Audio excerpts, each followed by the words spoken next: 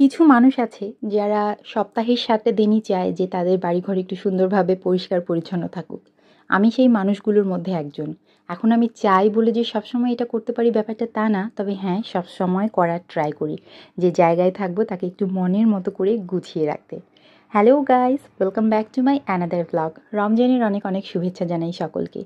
একেবারে সকালবেলা থেকে একটা ব্লগ শুরু করছি। দেখুন, আপনারা যারা আমার ব্লগ দেখে বলেন আপু খুব সুন্দরভাবে গোছানো আছে সব কিছু, তাদেরকে আজ মেইন ব্যাপারটা দেখাচ্ছি। কোনো কিছুই গোছানো থাকে না, তবে হ্যাঁ প্রতিদিন সকাল থেকে একটা হার্ড ওয়ার্কের মাধ্যমে সবটাকে মনের মতো করে একটু পরিপাটি করার ট্রাই করি।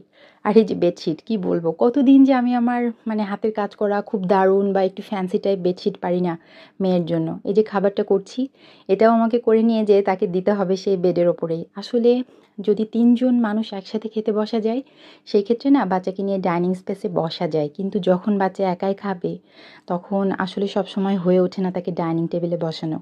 তো সিজদার ব্রেকফাস্ট প্রিপেয়ার করছিলাম। এখানে আমি ওকে আজ পাস্তা দিয়েছিলাম। অ্যাকচুয়ালি ও রেগুলার ওটস খায়, কিন্তু কেন জানি সকালবেলা উঠেই বলছিল আজকে পাস্তা করে দাও।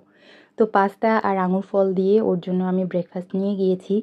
যদিও খুব একটা খায়নি, ওই যে সকালবেলাটা না কেন জানি অন্য কিছু হলে ওর চলে না, জেদের জন্য এটা করতে হয়েছে। তো ওকে এই খাবারটা এখানে দিয়ে আমি একটু অন্য কাজে ব্যস্ত হয়ে যাই, যার জন্য সেই সময়টা আমি ওকে টিভি ছেড়ে দিই। টিভি দিলে হয় কি, ও টিভি দেখতে দেখতে খুব সুন্দর মতো করে নিজের মতো খেয়ে নেয়। তো ও ওদিকে খাচ্ছে আর দেখুন আমার ডাইনিং টেবিলের অবস্থা।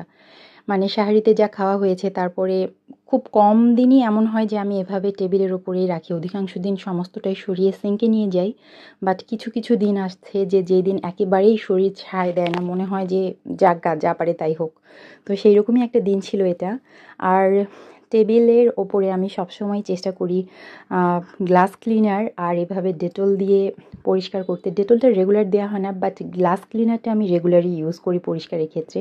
কিন্তু আপনারা যারা মাছি জাতীয় সমস্যায় ভুগছেন, আপনারা ডেটলটা ইউজ করে দেখতে পারেন, অনেক বেশি এগিয়ে আনতে পারবেন তাদেরকে। এরপরে ফ্রিজ খুলে শীতের জন্য কি রান্না করব এবং আমাদের জন্য সেহরিতে খাওয়ার জন্য কি করব সেগুলো সব বের করে ভিজিয়ে রাখছিলাম। এই কাজগুলো আমি সেহরির পরে কখনোই করি না, আমি দিনের বেলাতেই করি। কেননা আমার মনে হয় সেই ক্ষেত্রে বেশি বেশি হয়ে যায় আর কি, যেহেতু এখন একটু গরম পড়ে গিয়েছে। আর এখানে রান্না করছিলাম সিজদার জন্য শিং মাছ। সিজদার জন্য মাঝে মাঝে আমার কড়াই থাকে ফ্রিজে চিকেন, বাট সেদিন কিছু করা ছিল না, যার জন্য আমি ওকে শিং মাছটাই করে দিচ্ছিলাম পাতলা করে। আর আমাদের জন্য করছিলাম মলা ঢেলা মাছ রান্না। তো মলা ঢেলা মাছ রান্না করার সময় আমি আগে পেঁয়াজ আর আলুটা একটু রান্না করে নেবার পরে মাছ দিই, তাতে মাছটা একেবারে গলে যায় না, যেহেতু ছোটো মাছ। এইটা আমাদের ইফতার টাইম।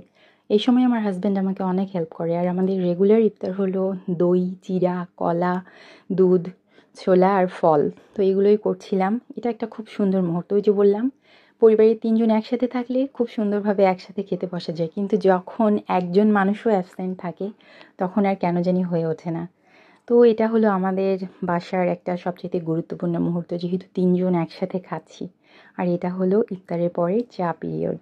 এটা তো আমাকে করতেই হবে। মজার কথা কি জানেন, আমার হাজব্যান্ড এখানে বলতেছে, আচ্ছা তুমি এত চা কেন খাও, নেশার জন্য না ছবি তোলার জন্য? Thank you so much for watching. আল্লাহ হাফিজ।